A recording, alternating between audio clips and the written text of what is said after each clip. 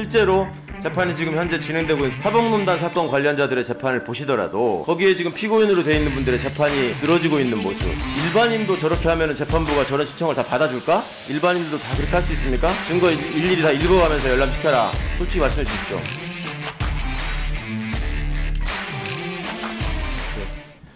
여러 가지 어려운 와중에 감사 준비하느라고 고생이 많으셨을 걸로 압니다. 일단 감사 말씀 드리겠습니다. 두 분 고등법원장님들께 좀 여쭤보고 싶은데 지금 수원 고등법원장님 네. 벌써 이제 법관 되신 지 30년이 넘으셨을 것 같습니다. 네. 그렇죠. 30년을 지나시면서 이 짧은 세월이 아니지 않습니까? 네. 이 주변에 내 인간관계가 지금 어떻게 되고 있다. 주변 되게 이제 사람들이 법관 생활을 오래 하시면 주변 분들하고 좀 멀어지게 된다고 느끼잖아요. 그러십니까 실제로? 실제로 주변 사람들의 관계가 점점 줄어드는 쪽으로 가는 게 사실인 것 좀 같습니다. 그런 면이 있으시죠. 서울고등법원장님도 비슷하시죠? 그렇습니다. 이게 이제 법관으로서의 본분을 지키기 위한 절제 이런 면에서 많은 분들이 바라시는 것 같기도 하고 또 옳은 길인 것 같기도 합니다. 근데 이제 한편으로는 이런 문제가 있습니다. 법관도 대한민국 공무원이지 않습니까? 그렇죠? 행정법원장님 맞죠? 네.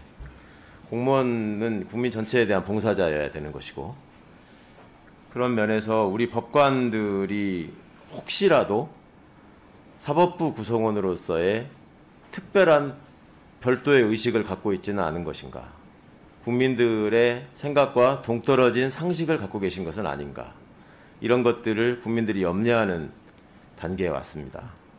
그건 왜 그러냐면요, 지금 직업법관으로서 이렇게 30년 넘게 재직하신 원장님들이 많은 분들로부터 존경을 받고 그 판단력이나 능력에 대해서 다들 객관적으로 검증받고 신뢰받을 수 있는 분들, 여기 계시는 원장님들 뭐 다 마찬가지시죠. 그런데 지금 1년에 지금 벌어지고 있는 뭐 원장님들 입장에서도 참 짜증스러우실 수 있을 텐데 이런 정치 관련 쟁점들이나 정치적인 과정들이나 이런 것들을 보면 지금 잘 아시는 것처럼 전현직 법조인들이 소위 대선을 앞둔 후보들로 많이 출마해 있잖아요. 이제 그분들을 통해서 사람들은 간접적으로 경험을 하거든요.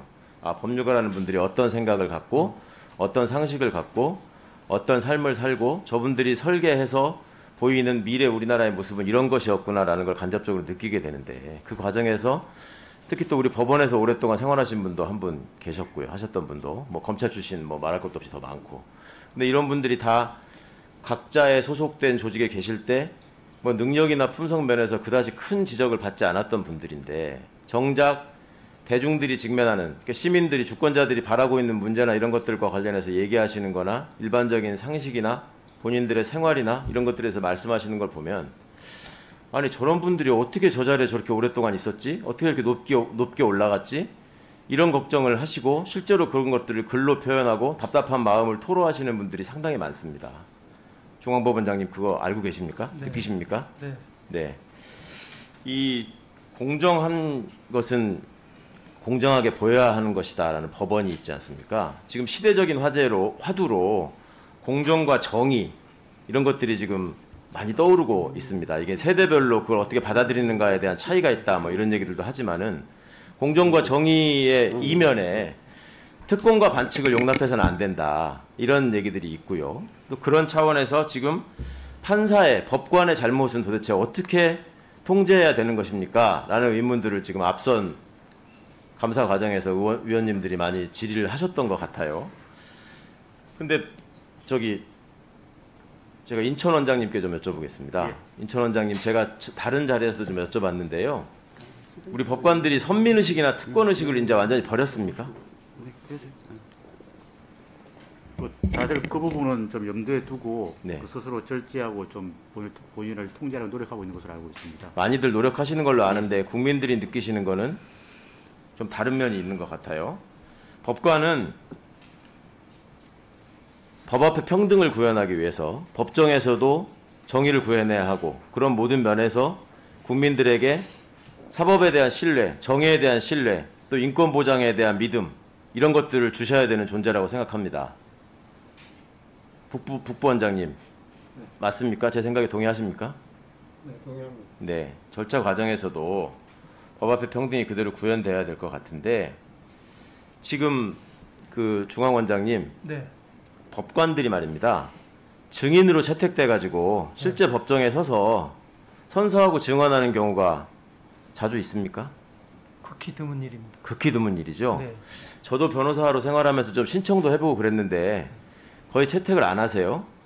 그리고 당사자들이 입장에서 가장 걱정하는 게 지금 서부 원장님 가장 걱정하는 게 내가 이런 주장을 했다가 이런 요청을 했다가 재판장의 법관의 심기를 거스르면 어떡하지? 심기를 불편하게 하면 어떡하지? 이런 걱정하고 있는 거 알고 계십니까? 맞습니까?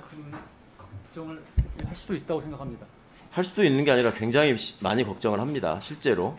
그걸 모르시면 안 됩니다. 그래서 법원을 바라보는 법관을 바라보는 기대가 크다라는 걸 더 체감을 하셔야 되는 거고요. 그런 차원에서 판사들은 왜 지금 뭐 지휘고하를 막론하고 지금 다들 증언대에 쓰고 그게 제대로 출석에 응하지 않으면 과태료가 부과되고 이런 일들을 많이 보고 있는데 왜 판사들만 예외가 되어야 하는가 이런 부분에 대한 답변이 있어야 될 것 같습니다. 그리고 판사가 당사자가 되는 소송들도 드물지만 있는데 그런 재판을 제가 대리해서 진행해 본 적도 있는데 그것이 상대방 당사자는 물론이고 재판부까지 굉장히 부담스럽게 생각하고 특별한 절차를 염두에 두는 것처럼 진행하는 모습을 봤습니다. 실제로 재판이 지금 현재 진행되고 있는 소위 말하는 사법농단 사건 관련자들의 재판을 보시더라도 거기에 지금 피고인으로 돼 있는 분들의 재판이 늘어지고 있는 모습, 또 법정에서 늘 벌어지고 있는 모습 이런 것들을 보면서 일반인도 저렇게 하면은 재판부가 저런 신청을 다 받아줄까? 이런 걱정을 한단 말입니다. 고등법원 서울고등법원장님 어떻게 생각하십니까? 일반인들도 다 그렇게 할 수 있습니까? 증거 일일이 다 읽어가면서 열람시켜라. 솔직히 말씀해 주십시오. 어떤 말씀을 증거 절차에 관한 조사 절차에 절차든 재판 진행 과정이든 피고인에 대한 대우든 일반 시민과 동등하게 지금 진행되고 있다고 느끼십니까? 외양을 보고 말씀하시는 것 같은데 아마 그건 법적인 이론에 관한 문제인 걸로 저는 파악을 하고 있습니다. 예, 1분만 더 주십시오. 네. 조사 절차에 관해서는 항상 당사자의 협의라든가 동의라든가 그런 절차를 거쳐서 진행이 되는데 아마 일반적인 사건과 다르게 진행된 거로 그렇게 저는 이해를 하고 있습니다. 왜 그렇게 못하는지 아십니까? 다른 사람들도 다른 변호사들도 소송 대리인들도 그런 절차가 있고 당사자의 권한으로 규정되어 있다는 거 다 압니다. 그 정도의 자격은 갖춘 분들이 법정에 서지 않습니까? 아까 말씀드린 것처럼 이렇게 했다가 재판장 심기를 거스르면 어떡하지? 저 양반 일이 늘어났다고 해서 짜증나가지고 우리한테 불이익을 주면 어떡하지? 이런 걱정을 하게 만드시면 안 되지 않겠습니까? 그렇죠? 그런 부분에서 한 가지만 지금 판사들이 다른 특권의식이 없다고 그러셨는데 지금 법관 전용 식당이 문제가 되고요. 군대건 공공기관에서 다 없어진 것들이 지금 법원에 여전히 남아있다라는 게 보도가 되고 그걸 받아서 대법원장님께서 다 없애라라고 지시하셨는데 아직도 다 남아있다고 알고 있어요. 완전히 없앤 법원 한번 손들어.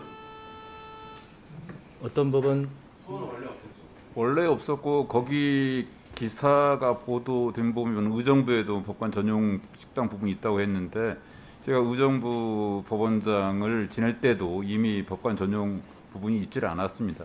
그 기사 정확성 부분에 대해서는 저는 그다지 신뢰를 하고 있지는 않습니다.